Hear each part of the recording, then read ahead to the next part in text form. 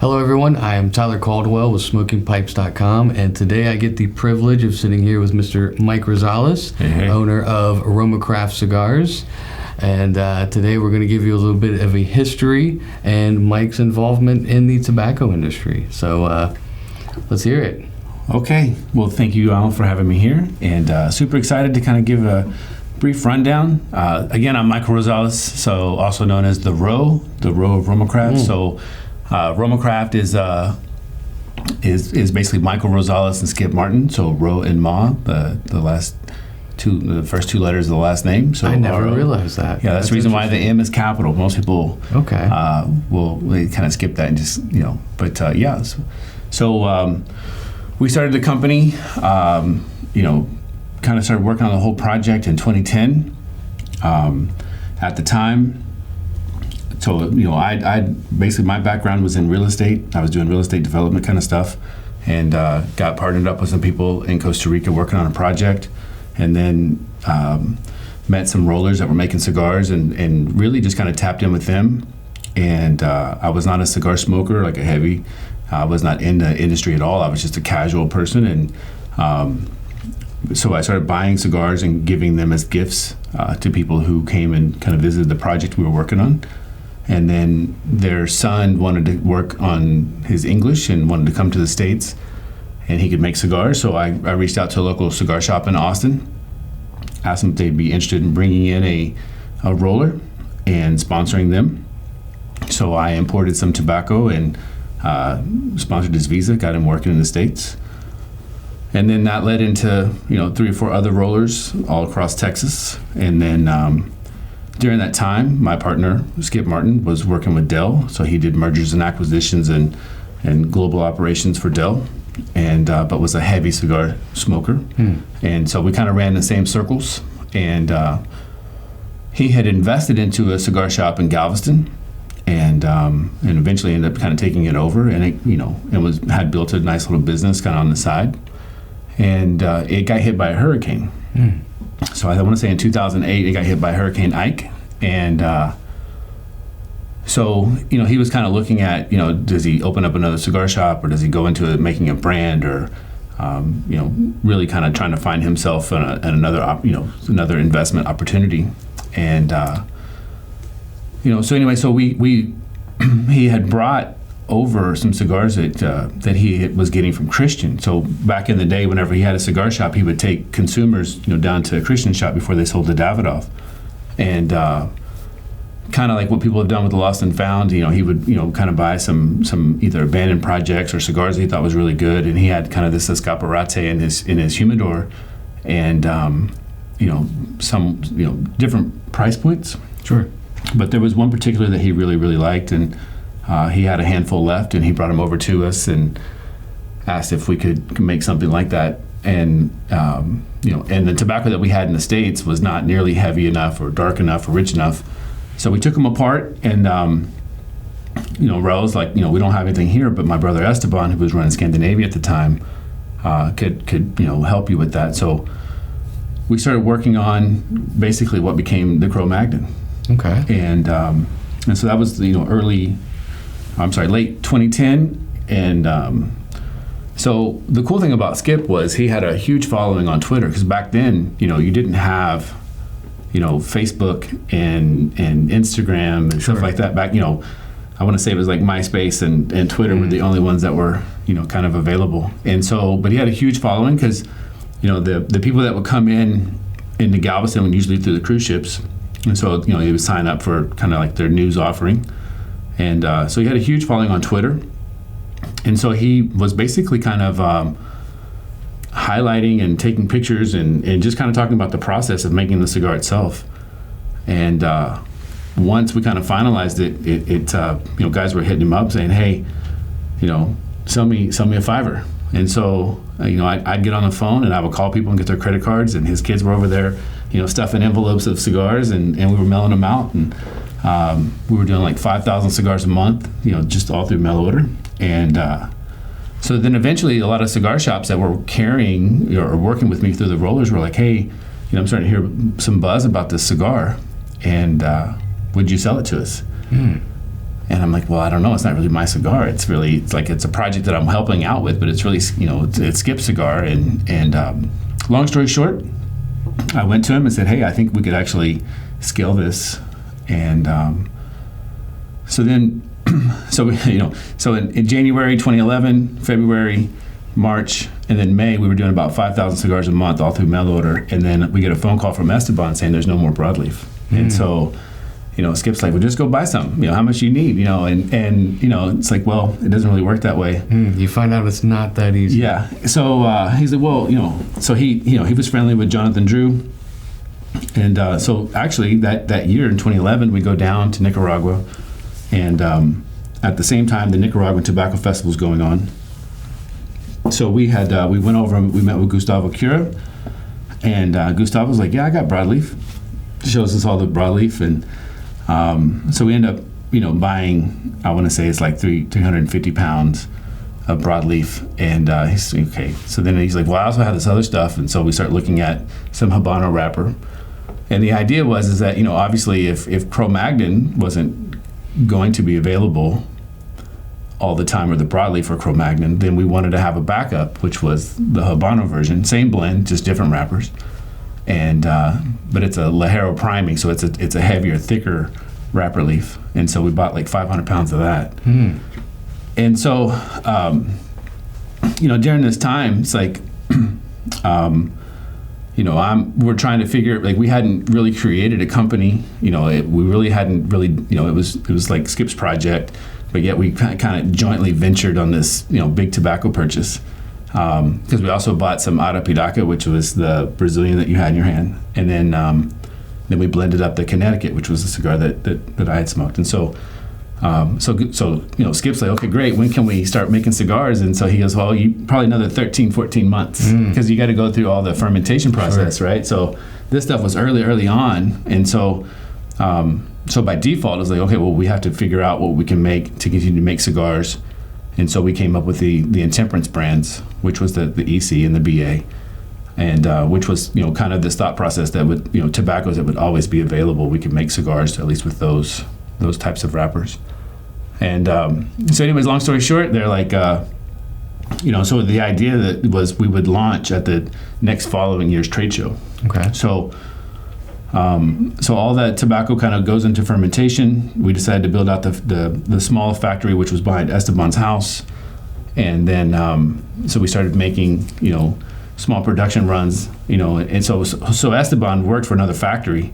And then at nighttime, he would come over and they would make cigars in the back of his house. And so he would hand select, some of his buddies to come over and make cigars. And if you kind of imagine, like in the back of your home or in a house, he had this long patio that was probably, I don't know, maybe like 25 in width and maybe about like 50, 60 feet in depth. So we enclosed that, and then we put, pears down the side, put little cabinets around the edges. And, in his garage, he had like a tandem garage. And so that's where they would do all the drying and curing of the tobacco. And so, his poor family, they had tobacco coming out, every direction. And that was very temporary. And so during that time, we started looking at a space. And so we ended up finding a place in downtown Esteli, which is now called Nica Sueño. And so we opened that up in 2013, at the beginning of 2013. And then it's just been off to the races ever since. Sure thing. So you guys are making small amount of cigars for a small amount of clientele, and then next thing you know, you're just jumping right into full board manufacturing. I've always felt like RoMa Craft has had such a very unique, different view of your characteristics of how you make your cigars with your manufacturing processes. Could you tell me a little bit more about that? Yeah, so so as a whole, I think, I look back at, kind of when Skip and I kind of really started, looking at a lot of companies jump out in, like, it's really easy to go to Nicaragua and say, hey, I want to make a cigar line. And back in the day, you could walk into Plasencia, you could walk into any kind of factory and say, hey, I want to, how much would it take for me to create my own cigar? And, if you drop down, X amount of money and, go over to the box factory, design your box and, call a band company, do your bands and labels, you could easily, get your product line started relatively in our industry as a whole. However, kind of, I've been in this industry since 2006. So you've seen a lot of guys come and go, right? Like they jump out there, they really take off, and it's really easy. Like you say, okay, I need 500 boxes of Toros, I need 500 boxes of Robustos, I want 500 boxes of some kind of Corona, and maybe a Churchill, right? And what ends up happening is the thought process is really simple. It's like, I make a cigar, and then I'm going to go knock on doors and say, hey, you sell cigars, will you sell my product? And so getting on the shelf is really easy. Like you go in, you establish a relationship, you're like, hey, let's smoke the cigars, hey, we'll give it a shot from a retail perspective. They put it on the shelves, and then you within 30 days, you ask guys to try to smoke the cigars, they smoke it, but do they come back and then buy it again and again and again? Because you don't really establish yourself until you get the third, fourth, fifth order. Sure. You know what I mean? Yeah. And so so a couple things were with that in mind, the conversation piece is how do you get the consumer engagement to where they come to the retailer and they ask for that product, right? Because then that's half the battle, right? So if you can get the engagement of like hardcore cigar smokers that smoke 5 or 6 cigars a day that come in and ask the retail to help, this is the cigar that I'm looking for, can you get it, keep it, in stock, and I'll buy it, right? So, and in the same kind of token, it's, so how do you find a retailer that is a good retailer that understands the consumer demand, that listens to the consumer, as well as has a good enough relationship with the manufacturer that, either doesn't beat you up for deals, doesn't beat you up for terms, doesn't beat you up for, all the things that so I'll give you a really good, example how that works. So let's say I walk into your shop, you don't know me from Adam, and I come in, I go, hey, I just started, I'm Don Julio Cigar Company. And, I got my cool hat, right? And, and my Rico Suave kind of whatever. And you smoke the cigars, you know what? I'll give it a shot, but I'm going to need 30 days. And that 30 days, to pay becomes a 30, 60, 90 ride you kind of situation. Or, I'm going to buy it, but I also want X amount of discounts and I want, standing or whatever. And so it puts you kind of in this disadvantage because you're like, I got 500 boxes of these 4 different sizes, and you're thinking, yeah, absolutely, like let's go, like I finally am on the shelf, so I'm up and running, like, and that's just a fraction of the battle, right? So, on top of manufacturing delays, box delays, all the the vistas and labels and stuff that has to there's just an influx of things that can go wrong, complications, importations, the duties and taxes that have to be paid, right? So it's so again, this part over here is really easy. Having a manufacturer make the cigars part is easy, right? But can you get the boxes on time? Can you get the labels on time? Can you get them imported in? And you have all this cost up front that has to go into making the product. And then for you to, then try to get the money back in so that way it can kind of flow through is very difficult. And it's a longer thing. So what ends up happening is those 500 boxes, sure, the Toros might sell a little bit faster, but your depletion rate is not evenly distributed across the board. Meaning you might sell through your Toros really fast, you might sell through your Robustos really fast, but then you still have 490 boxes of the Coronas, right? And you may still only have, you still have a certain amount of the Churchills. And so it's a very complicated kind of equation. And so taking all that into consideration is like, okay, well, how do you, again, get consumer demand, right? With customer outreach and engagement and really tapping into what do the consumers want to smoke. And and bringing that in to the whole kind of operation, like into your philosophy, into your DNA, like what separates you from, because you go into any humidor and there's 1,700 different SKUs, right? And they're all a quarter inch apart from the next brand, right? And they all look the same, So RoMa Craft is always kind of taking this approach. It's like, okay, we make cigars for people who want to smoke a lot of cigars, and we, on purpose, have always tried to be in this kind of $7 to $12 MSRP, because the guys who smoke 5 or 6 cigars a day, like if I had to add up like how much I smoked on a daily basis, I'm smoking 5 to 7 cigars a day, right? So at $10, you're talking $70, $80 just at retail a day, right? A day. And again, it's not because I have to have a cigar. It's because I enjoy conversations like this, right? So, I'm blessed that I get to do this all across the world. And so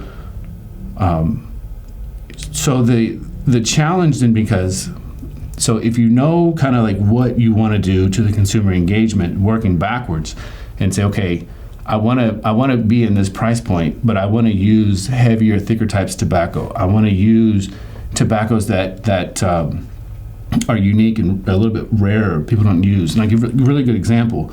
When we decided to use the broadleaf in the Cameroon, people thought we were nuts, because you have some of the most expensive wrapper, binder, just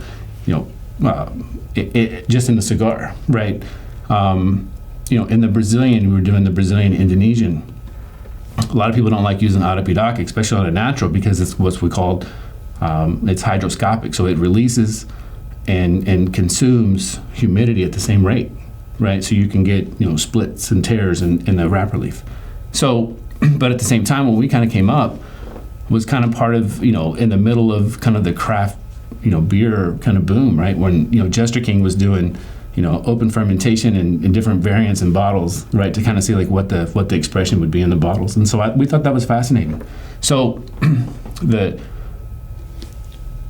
you have to kind of, okay, this is what you want to do. Can you work backwards and say, can we, with the available types of tobacco, can you kind of do this at a price point, but then get the consumers involved to say, hey, that sounds exciting to me. And when they come back in, they buy it over and over and over again. Sure. Right. So very complicated, but because there's a lot of moving parts into all that stuff, right? So I don't know if that answers your question. So, that's the DNA. Yeah. That's like, hey, this is what we want to do. This is what we're striving to do day in and day out. And so at the time, to get into manufacturing, we felt like, it's really easy for the traditional manufacturers to make cigars that weren't really tapped into what the consumers were looking for. And so we were the conduit to the retailer, a conduit to the consumer, and try to make them connected. Sure. Right.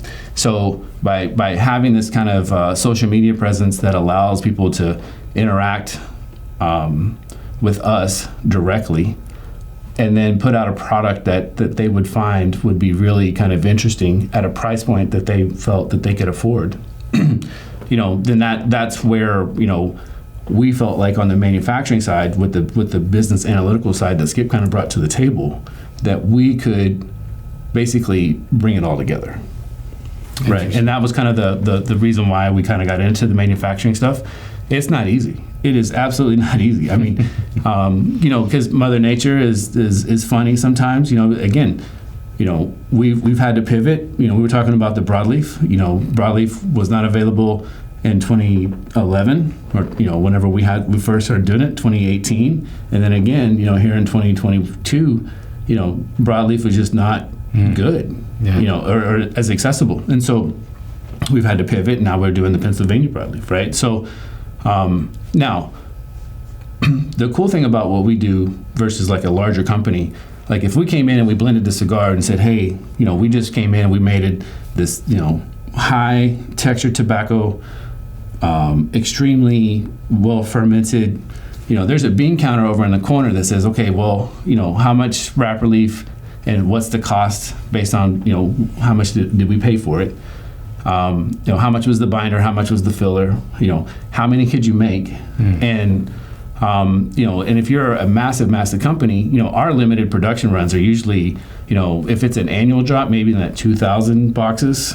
Some of the more rare stuff that we do, maybe like it's 300 to 500 boxes, like Fomorian or Black Irish or Sabertooth or something like that.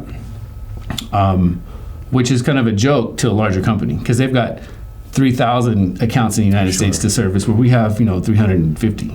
You know what I mean? So anyway, so they may look at it and go, okay, well, based on how much you want to put that out at MSRP versus how much we have into it, the numbers don't add up, right? So our company, we don't have any active sales reps that are out on the road.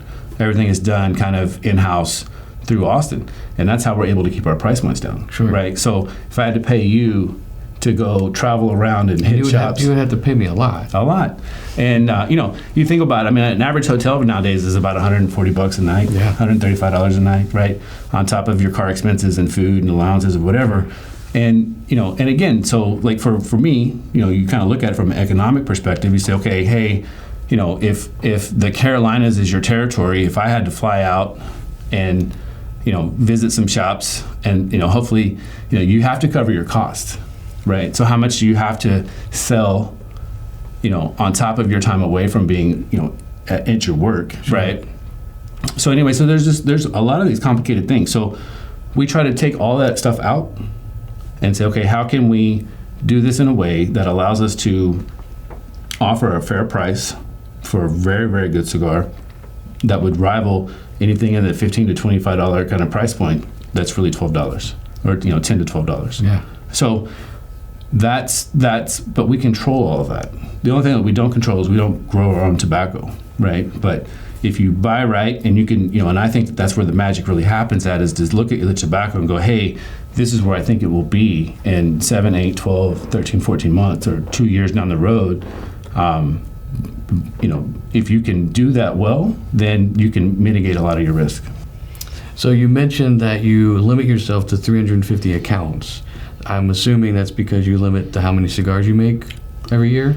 Yeah, so we have been at the 1.2 million. So in the factory, we have about 72-ish people that work in the factory, right? So a lot of that's accounting, packaging, material preparation, and then we have 12 pairs, which are 24 people, and they make about 350 cigars a day, right? Sure.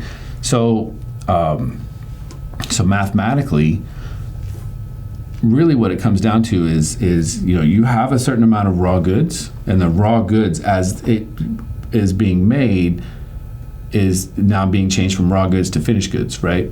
So what you want to try to do is, you look at, okay, so let's say, for example, in 2018, we bought a lot of the broadleaf that was available that we could afford to buy, and you kind of stockpile it. So you look at it and go, okay, how many of those, like we look at what's called yields. So yields are how many pounds per 1,000 would it take to make 1,000 cigars? Okay. Right. So to kind of give you kind of some easy numbers, Connecticut shade wrapper, if it's good, high quality, it may be, 12 pounds per 1,000 at $21 to $24 a pound, depending on how clean and how shiny and the elasticity that it has. Arapiraca, when we first started making Arapiraca in the Brazilian, it was $19 a pound, and then they started using the euro in Brazil, and then it jumped to $28, $29 a pound. That's right? a big jump. So it's a huge jump. And then it was like more of like 14 pounds, 15 pounds per 1,000. Because we make a lot of smaller cigars, and so realistically, so you have your tobacco leaf that's like this, right? You take the vein out, so you have two leaves. So you have the left and the right? You turn this sideways. You start looking at the cuts, right? So you've got some of the edges over the time that are too crinkled. You can't use that. So you have to kind of trim the bottom. And this is where it gets really interesting, right? So if you said, okay, I could make a lot of Toros per se, but if that wrapper leaf cost me, so let's say, for example, I'm paying for broadleaf, I'm paying $38 a pound, and I need 16 pounds per 1,000, or even 18 pounds per 1,000, depending on how well it fermented and how good a shape that tobacco is in after this long process of going through fermentation. What ends up happening is I look at it, or we look at it and go, okay, hey, if I can make a 5x50 Robusto or a 5x56 Robusto, cut it in half. So for example, mathematically, if it's $36 a pound and I need 16 pounds per 1,000, you may say, okay, that's 85 cents in a Toro. Or I can cut it in half and I can do two 5x56s and get two different cigars out of that same side of that tobacco leaf, or a 5x56 and a 4x52, right? I can up my production in getting more of that type of wrapper leaf on that cigar, and I can get the cost down to 35 to 40 cents, which allows me to sell the cigar at a lower price point at the retail level. And it helps keep your cigars at a consistent level also. Sure. But then I can pack that sumbitch full of, $7, $8, $9, $10 really good fermented filler leaf, make it burn slower, right? And feel like I'm giving the consumer a better value. And again, right? So I mean, at the end of the day, I mean, the wrapper leaf is that's what they see, but it's also the bulk of the cost, right? And as far as like the actual, the production of the cigar, I mean, the wrapper leaf is the most expensive part. So so going back to, hey, so in 2018 when we bought all this tobacco, you may say, okay, hey, based on our yields, how many could we make in 2018, 2019, 2020? And you said, okay, hey, if we're going to make 1 million, let's do 250,000 CroMagnons, right? And that allows us to kind of eat a little bit of that over a period of time until we exhaust it all. Sure. And then also put a value out into the marketplace that people that like that type of wrapper leaf, that enjoy that experience, but then, getting the retailer to educate, as well as us, right, to educate like, hey, this cigar may not be a 660 or 770, because that seems to be like the trend right now. However, that cigar is so fully packed of really good tobacco that it will last as long as your bigger cigar, right? And that's a hurdle, right? Like that's a hurdle from a sales perspective. But at the end of the day, that's what we try to do is, and so you look at, okay, we're making 1 million, how many of the Connecticut's can you make? How many of the Brazilians can you make? How many of the Bacas, Aquitaine and CroMagnon, right? That make up that 1.2 million. So about 1 million cigars are imported into the States, and about 250,000 go to Europe. So, and that's kind of the level that we've kind of stayed at, because at the end of the day, it's easier to control from a quality perspective.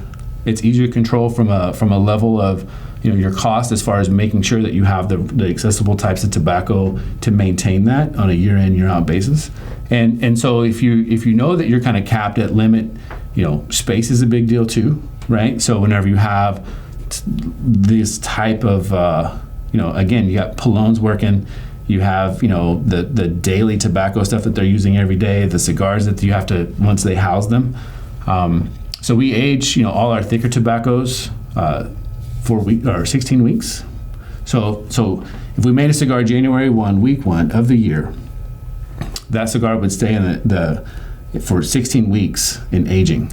So we've always used like this philosophy of like low and slow, like barbecue. Mm-hmm. I'm from Austin, Texas, so everything is like, hey, if you sell out, you sell out. If barbecue, they'll come out and they'll go, hey, you can stand in line at 11, but by 12:30, all the brisket's gone. Sorry, we got sausage and I've got chopped beef or I've got ribs, and then at 1 o'clock, that's all done. They close the sign up and that's it, right? So, but that's how like for us anyways, if a barbecue joint is really good, is based on how quickly they sell out. Sure. Right? So that being low and slow, controlled in a very methodical pace that we can kind of control, allows for excellent quality, right? Because you can kind of understand like what's being made. You understand like there's no pressure. Like we're not mass volume, right? And that's where the craft aspect kind of comes into the name RoMa Craft Tobacco. Is we're not the mass market. Let's bang out 80 million cigars next year. Sure. Like that's just not us, right? But it also becomes we use higher, thicker primings in tobacco, and again, So your tobacco plant, think of it like a Christmas tree. The thicker, heavier stuff's going to be at the corona, the top part of the plant. Well, that's only so big. There's only so much of that other part. So, again, kind of going back to the bigger companies, if we had a limited edition, we said, hey, we're using this Corona Crown, they're going to look at how much do you have in inventory of that, and they're going to say, well, why don't we go down here to the fatter part of the plant? There's a lot more of that part that we can use, and this is going to be a lot cheaper than this other part. So if we substitute this for that, we can make a lot more, right? But then is it limited, or is it rare? Is it special? Sure. Is it what makes it unique at that point? It's just another cigar using kind of this mediocre, not to say that it's bad tobacco, it's just, is it exceptional tobacco? It's not quite top shelf like the... Yeah.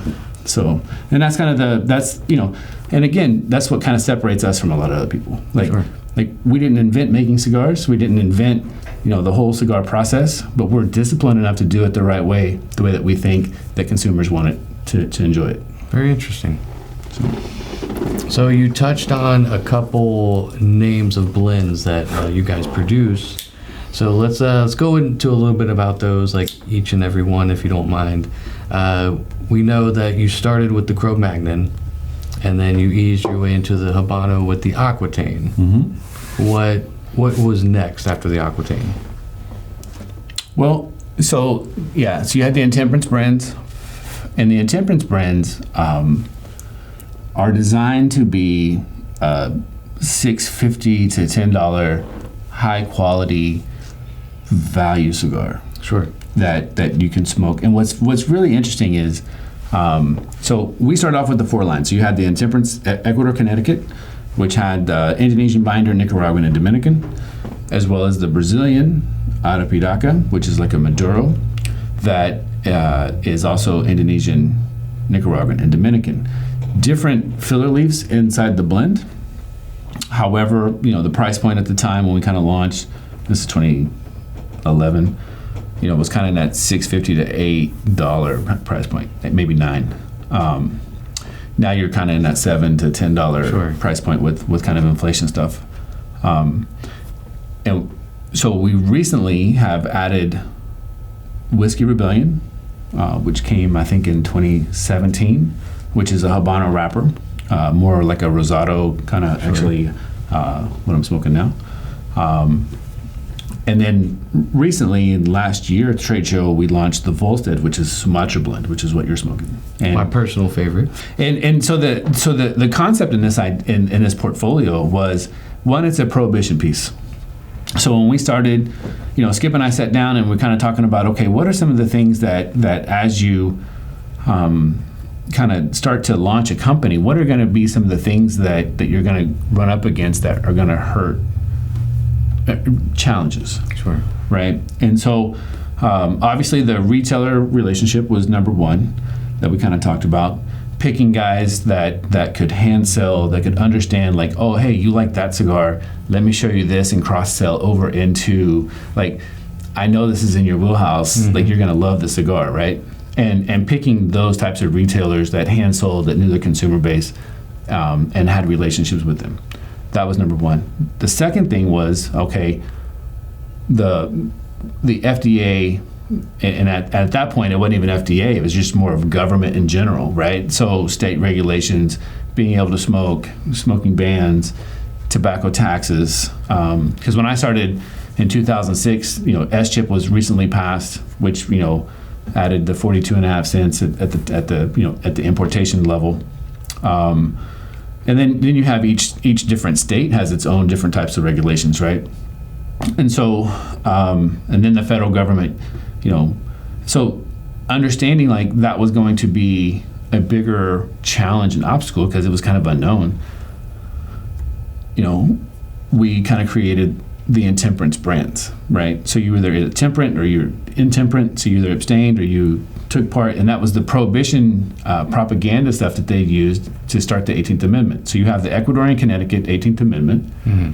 and you have the ECBA for the 21st Amendment, which was the repeal. Okay. Right. So in the tree of intemperance, for anyone who wants to Google that, there's a tree, and one side of the tree is vibrant and alive, and it's growing, and it looks, it's doing what a tree should do, and on the other side of it, it's dying, right? So you have the before and after. So if you drank, then you would die and your seeds would be bad, and that. And then the other side was vibrant. So if you abstained, like you would just be healthy and your seeds would be healthy, and so that was kind of the propaganda stuff that they used to kind of get prohibition started. And so we took the tree of temperance, put our spin on it. So you have the church and state, because you had a lot of stuff kind of going on in that early 20s era, and so but it was also this idea that if people didn't get involved, that we would basically kind of repeat what we've gone through with alcohol, right? And so the Whiskey Rebellion is a timepiece. George Washington rolled on the people. They were trying to get the corn growers in Pennsylvania to pay taxes. They didn't want to pay taxes, and so that Whiskey Rebellion was an event in time.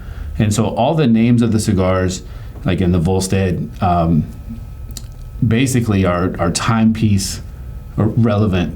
So instead of calling it a Toro or a Robusto, it's the Roy Olmsted. Sure. Right? Or, it's George Remus, right? So if you know the story about George Remus, he was a government guy, but also had, during that time they allowed you to, if you had the right permits, you could make medicinal alcohol, but he was also bootlegging in the back door, right? There's speakeasies, we have the Blind Pig, so cool names that kind of tie into the cigars, right? And so the Intemperance brands comes with 4 different wrappers. So you have the Connecticut Shade, the Brazilian Maduro, you have the Habano, and you have the Sumatra, which is the Ecuadorian hybrid, right? So Cameroon seed, grown in Ecuador, delicious wrapper, and it's all of these cigars are basically that mild to medium without going over the top. And so that's kind of the portfolio for the Intemperance brands. $7 to $10 all day long. Yeah. Smoke them, and they're fantastic smokes, right? Yeah. Then you have kind of the next level up as far as body and strength, which is CroMagnon, Aquitaine, Neanderthal. And then we kind of throw in Baca. Baca is not really like a heavy as far as kick you in the nuts kind of smoke, but it's more of a traditional throwback to what a Cameroon cigar, lots of flavor, more kind of that just straight medium kind of complexity. But CroMagnon, the original, which was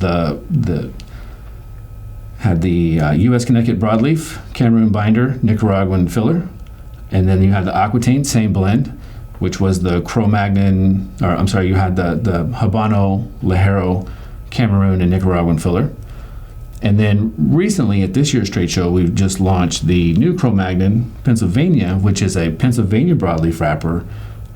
We use the Sumatra binder that doesn't yield off in that. And then we have a Nicaraguan Dominican fill in that one as well. So then you have Neanderthal, which is a Mexican San Andres, full-bodied, double Ligero, Pennsylvania in it. You guys sell a ton of it, so it does really well. So and that's kind of the lineup. It's but again, everything that we make, with the exception of Baca, and we don't really make a lot of Baca because Cameroon wrapper right now is probably $72 a pound, right? And the only thing consistent about Cameroon wrapper is that it's inconsistent as far as color, shade, texture, and thickness. Sure. So when you lay them all out, if you said, okay, hey, here's heavy, dark, rich, here's large wrapper leaf, here's your medium, and here's your small. You might have, large but a lighter, an extra light. You know what I mean? So you have more. Instead of saying hey, it's not very linear. It's more like this as far as what you get, right? So you it's really hard to look at and go, hey, what are your yields on that? Because you don't have, and you could buy 25,000 pounds to make, but you're only going to use 4,000 or 5,000 out of it. It's so it makes it really, really difficult. But that's what makes it so great, because it's so unique. But like the Mexican San Andres, that's been for the Neanderthal. It's got the flat, cap. The Neanderthal had the flat forehead. Aquitaine is the region of France where they found the Cro-Magnon skull. Okay. Right. So you have. We have all this, so you've got, 5 core line sizes, or 6 actually. So you have the Pestera Mulier, which is the cave, you have Knuckle Dragger, Mandible, Mode 5, Anthropology, Cranium. I think that's it. So there's 6 sizes in the core line sizes, in both the CroMagnon and an Aquitaine, and now the Pennsylvania. Neanderthal has 3 core line sizes, which is the HN, the SGP, and the Hox D. And so, yeah, I mean, it's crazy to think, because we started off, we only had like these 4 different brands, and you know, these so many different sizes, and now you look at the portfolio, we make all these kind of one-off wonky sizes that are kind of fun and cool to make. So, but yeah. So that is RoMa Craft, and I gotta say, I've been a fan since the beginning. Anyone who knows me knows I'm a huge cigar nerd. I'm always trying to find the next big cool cigar that, you know, I see a future in. RoMa Craft has turned me onto more of a cigar nerd over the years, and you know, I just want to say thank you for all the cigars you guys do make, and thank you for coming here today and discussing it with us. No problem. We'll keep some nuggets for our next video. Awesome. Yeah. Awesome. All right. Thanks for having me on, guys. That's right. And make sure you guys at home or on your phone or wherever you are with internet access to watch this, make sure you check us out, smokingpipes.com. Go up there, click on RoMa Craft. You're going to find quite a large portfolio available. Highly suggest getting at least 1 box of everything, because you're going to want them once you get it.